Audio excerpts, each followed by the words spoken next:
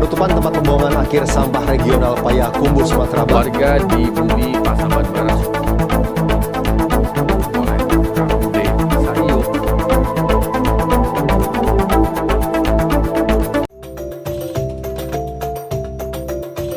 Sumatera Barat adalah salah satu provinsi di Pulau Sumatera yang beribu kota di Kota Padang dengan luas 42.012,89 km persegi dan berpenduduk 5.780.436 juta jiwa. Sumatera Barat memiliki 12 kabupaten dan 7 kota otonom. Provinsi ini memiliki dataran rendah di pantai barat serta dataran tinggi vulkanik yang dibentuk Bukit Barisan yang membentang dari barat laut ke tenggara. Kepulauan Mentawai yang terletak di Samudra Hindia termasuk ke dalam Provinsi Sumatera Barat. Sumatera Barat adalah salah satu provinsi yang memiliki keistimewaan, khususnya pengakuan tanah ulayat milik masyarakat adat yang termaktub pada Undang-Undang Nomor 5 Tahun 1960 atau Undang-Undang Pokok Agraria yang ditetapkan oleh Presiden Soekarno. Negara mengakui eksistensi tanah milik masyarakat yang dilindungi oleh produk hukum yang dibuat. Di samping itu, Sumatera Barat memiliki banyak sekali masalah yang berkaitan dengan tata ruang dan agraria. Beberapa di antaranya menyebabkan konflik bencana alam ataupun kerugian ekonomi. Masalah-masalah tersebut telah kami rangkum dalam video kali ini.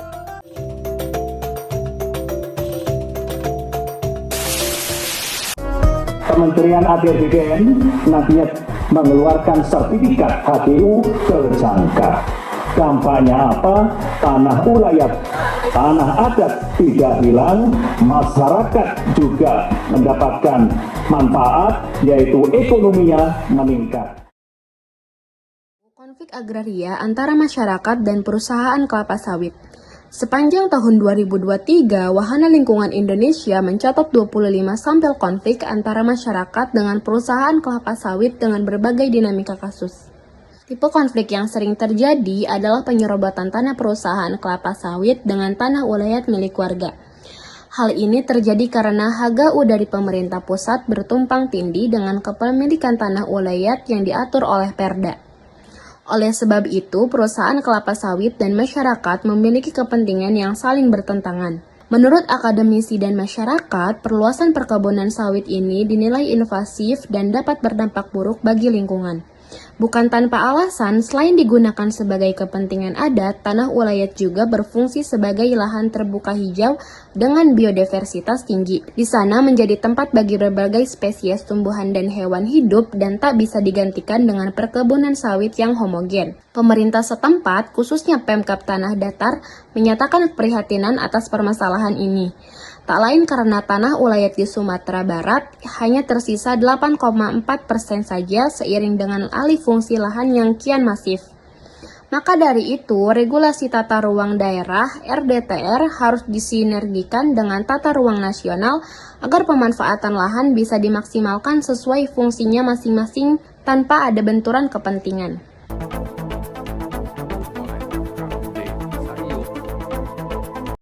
Kementerian PUPR sudah bersurat ke Pak Hutamakarya untuk pelaksanaan studi flyover Sitinjau Laut KPBU antara Hutamakarya. Sitinjau Laut merupakan salah satu akses transportasi darat satu-satunya dari Kota Padang menuju Kota Solok. Jalan ini terkenal karena medannya yang sangat ekstrim dan berliku, sehingga seringkali beberapa kendaraan gagal menanjak saat melaluinya. Otomatis, banyak terjadinya antrian kendaraan yang menyebabkan penumpang lalu lintas. Hal ini dipengaruhi juga oleh badan jalan yang sempit dan hanya bisa dilalui oleh 2 kendaraan. Anggota DPR Sumatera Barat, Andre Rosiade, mengatakan bahwa Pemprov Sumatera Barat sedang menekankan wacana pembangunan flyover yang mengangkas Bukit Barisan seperti Kelok 9 agar kendaraan tak lagi harus berjibaku dengan medan yang curam. Presiden Joko Widodo melalui Kementerian PPN atau Bappenas Soeharto Monoarfa mengatakan wacana ini telah melalui studi kelayakan. Akan tetapi, terhambat oleh regulasi tata ruang yang telah ada karena harus menembus Taman Nasional Kerinci, sehingga dikhawatirkan akan mengancam flora dan fauna yang ada. Maka dari itu dibutuhkanlah komitmen bersama untuk memastikan proyek infrastruktur ini dapat berjalan agar mobilitas dan pertumbuhan ekonomi di Sumatera Barat bisa berkembang pesat. Tentunya dengan tetap memastikan analisis dampak lingkungan yang ada. Proses membuat jembatan darurat dengan bambu dan juga ada dengan pohon kelapa. Longsornya TPA Payakumbuh, TPA Regional Payakumbuh mengalami longsor karena overkapasitas pada 20 Desember 2023. Hingga kini, kota Payakumbuh tidak memiliki tempat pembuangan sampah. Bencana ini terjadi setelah kota Payakumbuh diguyur hujan berintensitas tinggi. Tumpukan sampah yang menggunung akhirnya berguguran karena tergerus air hujan, menimbun persawahan milik warga di sekitarnya. Selain itu, air lindi dari sampah yang membusuk juga mencemari lingkungan sekitar dan dikeluhkan warga. Selain menjadi masalah bagi masyarakat kota Payakumbuh, longsornya TPA ini juga menghambat aktivitas pembuangan limbah dari daerah lain. Pasalnya, TPA Payakumbuh menampung sampah dari 4 kabupaten dan kota masing-masing kota Bukit Tinggi, Payakumbuh, Kabupaten Agam, dan 50 kota otomatis. Kelima kabupaten kota tersebut harus mengalihkan tujuan pembuangan sampah ke TPA air dingin di Padang. Namun hal ini dinilai hanya sebagai solusi jangka pendek karena kapasitas TPA air dingin sendiri terbatas, ditambah rancangan rencana tata ruang dan wilayah. RT RW Kota Padang menghendaki TPA ini harus ditutup karena terlalu dekat dengan pemukiman warga dan mencemari sumber mata air di sana. Oleh karena itu, masyarakat berharap Pemprov Sumatera Barat menyelesaikan masalah ini secepatnya dengan mencari lokasi TPA baru yang jauh dari area berpenduduk.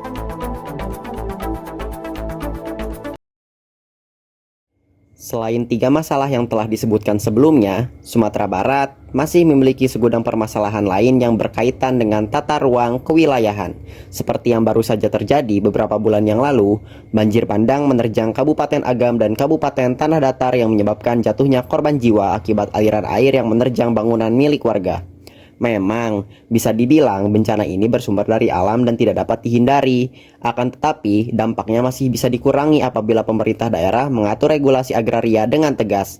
Sebab jika melihat peraturan Menteri PUPR nomor 28 dan PP nomor 35 pasal 25 tahun 1951, daerah aliran sungai atau DAS memang tidak diperuntukkan untuk mendirikan bangunan. Dengan kata lain, bencana banjir bandang yang terjadi sebenarnya bukan bencana, tetapi adalah kesalahan manusia sendiri yang membangun bangunan di daerah limpahan air sungai tanpa memikirkan analisis dampak lingkungan. Selain bencana, permasalahan lainnya yang bisa kita lihat adalah banyaknya slum area ataupun daerah kumuh di Kota Padang sebagai akibat dari perencanaan kota yang tidak matang. Mangkraknya Stadion Sumatera Barat juga adalah bentuk kegagalan pemerintah daerah dalam merancang konsep tata ruang wilayah, di mana stadion dan pusat kegiatan ekonomi yang seharusnya dibangun di tengah kota justru malah dibangun di tempat yang terpencil dengan infrastruktur yang minim. Maka dari itu, regulasi tata ruang perlu ditetapkan secara matang melalui Rencana Detail Tata Ruang atau RDTR wilayah, baik di tingkat provinsi maupun kabupaten kota. Hal ini bertujuan agar pembangunan yang ada bisa terlaksana secara terencana, tanpa adanya benturan kepentingan, baik itu dengan berbagai pihak maupun yang berkaitan dengan kelestarian lingkungan.